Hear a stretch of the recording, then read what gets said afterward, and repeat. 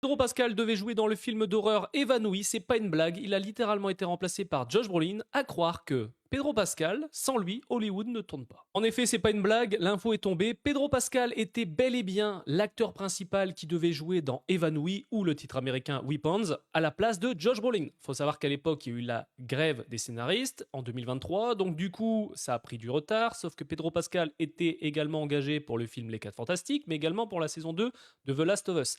Et du coup, il n'a pas pu tourner le film Évanoui, ou Weapons, et d'ailleurs, une grosse partie du casting a été recast parce que, en fait, ça a tout décalé.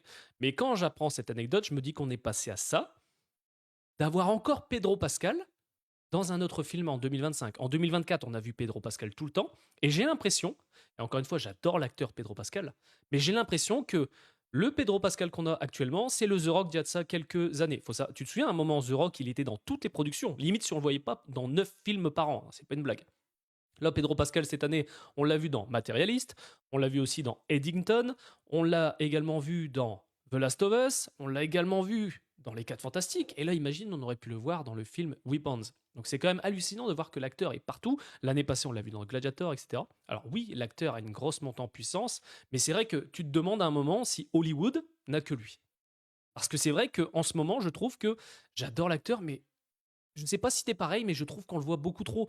Et limite, s'il y a des moments, j'ai du mal à m'identifier à ses rôles, tu vois. Mets-moi dans les commentaires ce que t'en penses. J'adore l'acteur, mais pour moi, à un moment, faut peut-être doser un petit peu. C'est bien pour l'acteur. Apparemment, il aurait empoché en 2 ans de temps plus de 30 millions de dollars de salaire, ce qui est franchement très très bien.